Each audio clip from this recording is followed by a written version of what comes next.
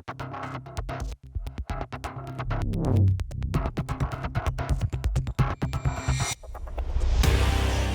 everyone. Today's video is with a very special person. His name is Steve Reece. He's like the ultimate person to talk to if you want to know how to source your product, get make India as the major manufacturing hub for your products. And what's really exciting about this call is he's going to give us a perspective from the outside. So we have a bunch of questions lined up for him, and yeah, let's not waste any more time and dive deep into this. So, Steve, how's the Hi. day today? Yeah, it's all good. It's all good. Yes, absolutely. Fantastic. Thank you so much for really accepting to do this video at such a short notice. Oh, it's a pleasure. It's my pleasure. So, tell me, Steve. Tell me a little bit about yourself. Sure. My kind of board games journey starts quite young. When I was a kid myself, I was obsessed with board games, actually. Really? Yeah, particularly the board game Risk and also the game Diplomacy. Okay. It gives you an idea of my mentality as a child. Probably slightly. I don't know how you would describe that actually, but so I always loved board games, and actually got to the point whereby everybody in my family, all my friends, would like refuse to come around in case I made them play too many games. Oh, yeah. And my mother actually set up a small business. It was more of a puzzle business than a games business when I was a child as well. So I kind of had some childhood experiences with games in general. Okay. And then obviously fast forward to when I was an adult, I hadn't expected I would end up working on board games. So although I trained in market research, I entered Hasbro as a market researcher. Really? And That's all very too long. interesting. Oh yeah, it was interesting. I mean, the one thing you can guarantee about talking to children Right. and families about toys and games is they tell you what they think.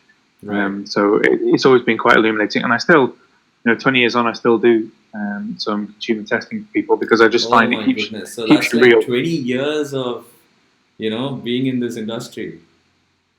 Yeah, Oh yeah, my goodness. Okay. yeah. It's been a That's journey. It's been a journey. that's I and guess so with Hasbro, I found my way into brand management and ended right. up brand managing kind of iconic games like Monopoly, Wow. Cluedo, or Clue as they'd call it in the US, Yeah. Game of Life, Right. Risk, my childhood favorite. Okay. And managing them across Europe, and I mean, I had a great time there. Amazing. There is a certain thing about big companies that they are probably suited to a particular type of person, and I probably wasn't that particular type of person. So probably my time there was always going to be limited, but it was immensely valuable for me. Right. And yeah, then I went on worked for another games company. We did some amazing things, set up some distribution, developed a whole load of games and a few toys. And then I started to work for myself 7 or 8 years ago. And since then, I mean, because I had a general background in games and in toys, Right. I've kind of offered general services. So we do some kind of true consultancy on the strategy or the direction of the business. Mm-hmm. Some of it is helping people to export sales from one country to another, Right. and quite a lot of it is manufacturing. And for me, I've been on an amazing journey in India for 5 years with manufacturing, which I think is how we really connected. And apart from learning about just an amazing place that despite the kind of joint history between the kind of Britain and India, That's right. it's not actually very well known as a place.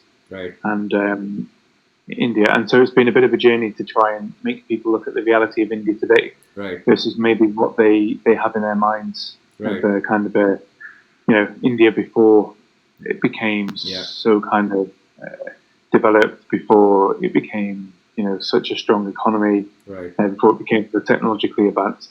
And so I've spent a lot of the last 5 years Right. trying to show people how India is today instead of how it was in their minds from 20 or 30 years ago, perhaps. Right. So that's been a real journey. Well, I think there's very little content around game design, especially Indian game designers. They're so Right. vast, including me. Right. I mean, I remember 18 months back where We traveled the whole of India trying to find a manufacturer to make a few plastic components, and Yeah. it was so difficult to actually, catch hold of someone who would take care of the entire thing, not just make the plastic Yeah. component and ship it out to us, but make the mold and make the components. At the same time, the colors that we wanted, use the right master batches and stuff like that. Yeah. It was so difficult, and the guys that you found, they need like huge quantity as an order, Yeah. from a volume perspective. We were like, so that was kind of a huge roadblock that we had to really cross. I mean, now we figured out the entire value chain. I'm glad, and I think it was just a matter of some sort of an evolution from our, or I don't know. Probably we became a little bit more mature. I don't know. Right. So, and obviously, talking to you gave us a lot of confidence that it can be done in India. So, Yeah. couple of questions that we wanted to ask you. I mean, as we are Sure. part of a game design group in India, there are a lot of game designers, Indian game designers who have some great Yeah. ideas. Some of the games are really, almost 95% done, and they play tested it for almost a year. So what we are actually looking at right now is something that I really want to discuss with you. So two things. I mean, one is, do we go the publisher route or do we go the production route? Okay. Obviously, the margins on a publishing route is more, but again, it's a Yeah. huge risk, Yes. right? Because Exactly. distribution Exactly. marketing is on you. So, Yes, and I think that's exactly the point. It's a very difficult kind of grinding process right, to try and get a game publisher to take a game right, because they can choose from so many. There are so many games out there, and even if they choose it, it doesn't necessarily mean it will work. So you yeah, can do years of work of trying to place the product, and then it gets to market and doesn't do so well. hmm, Obviously, if you're responsible for your own sales and marketing, right, you are in control of your own destiny. The challenge is it's still very difficult, yeah, and you then have to balance the inventory risk and right, the cost of manufacturing games. Compared with some products, it's not too expensive, right, but you are talking about exactly, minimum orders and yeah, thousands of dollars right, in investment. So if not tens of thousands sometimes. yeah, So that is exactly the challenge that most people who start to develop games come to. I think in my mind, there's actually one question I've distilled that down to over the years okay, is do you want to make games or do you want to run a consumer products company? okay, Because the two things are very different. Even if you want to make games, you still have to sell them, okay? But you're basically right, going to go to around the world, 3, 4, 5 trade shows, right, and if you have good stuff, eventually you will find homes for it. It might take time, and you'll have to keep pushing, but you will find homes for it. But then you can spend the rest of the time making games. right, On the other side, if you manufacture stuff and you're selling it, hmm, you're running a consumer products company, and you will spend a lot less time actually making games. You'll spend time talking to retailers, distributors, dealing with Amazon, dealing with logistics, dealing with manufacturing, right, dealing with quality. If you're lucky, you'll have a bit of time to do some marketing. And really, so it comes down to the end, what do you actually want to spend your time with? Now, the people who you can find good examples of success in hmm, both of these.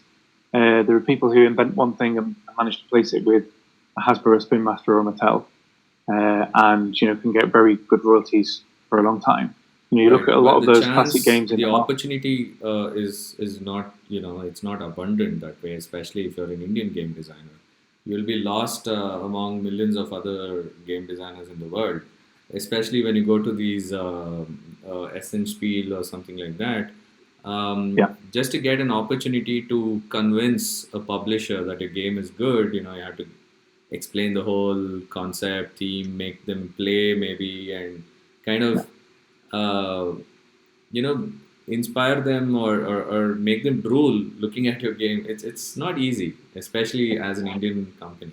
So It's very hard. so that's what I was thinking. Obviously, that's a challenge for Indian game designers, right? There is It's a challenge for anybody, not just an Indian game designer. And that's the thing I would say is, okay, whilst the industry is less established in India, right, and you're therefore further away from a lot of the key players, there's no right, doubt about that. It's hard for everybody. I mean, I've worked in board games and toys for 20 years, hmm, and if I phone someone from one of the big companies, even one of the small companies, they'll probably take a meeting because they know me or I know someone who knows them or whatever else. They'll take the meeting, hmm, but still, they'll look at the product. But if I present them with 2 or 3 products, they'll go back and say Hasbro, for instance, will look at thousands of new products a year. right, Other companies, even smaller companies, will look at hundreds, and they might launch 2 or 3, somewhere between 2 to 10 products. right, So your odds of success per company are low. So in the end, I always say it's basically a formula of quality right, times quantity, right, which is having really good games and products that look really good, that look really slick, and right, play really well, yeah, and are very well tested. right, Then it's about quantity of those products, but it's also about quality and quantity of efforts in the sales, which is you need to speak to the right people in the right companies, mm-hmm, but you need to do it a lot. Well, think about it this way: even a small company might be mm, looking at 200 to 400 games, right, and they might launch like 2 to 5. right, So your odds per company are not great, and right, that's why you need, and your odds per concept are not great. right, So that's why you need multiple games and you need multiple impressions. But also, I remember a guy looked at a game which had been proven in some other countries, and eventually we persuaded him to buy it, but it took about 10 years. I'm not mm-hmm, joking; it took 10 years, and then it worked quite well for him, hmm, but it took 10 years. So that conversation went on for 10 years. And so the other thing I always say is, this is not an industry in which if you come up with a new technology, you could be huge in 6 months' time. It doesn't work that way in this industry. It's an annual sales cycle, so you make a bit of progress each year, but like a year is a long time. So right. even if you have amazing people who are known in the industry, if you have lots of financial backing, and if you're lucky, if you wanted to set up a company with global distribution, it would take 3 to 5 years in general. And So, that's so just to get an idea of a typical path for a company like ours, right? Or someone who wants to self-publish their product, or they have a game idea, right? Let's start from the base. So you have a game idea which is brilliant. You play tested it, yeah, 40-50 times, and people have loved it, and it has a lot of potential. So that, okay, you're confident about it. So do you, if you took the self-publishing route, what is the path that you look at? I mean, that you would recommend, or do you take this game and give it to a publisher and then expect royalty from that? You license it yeah, out or whatever. yeah. Uh, So what would you suggest?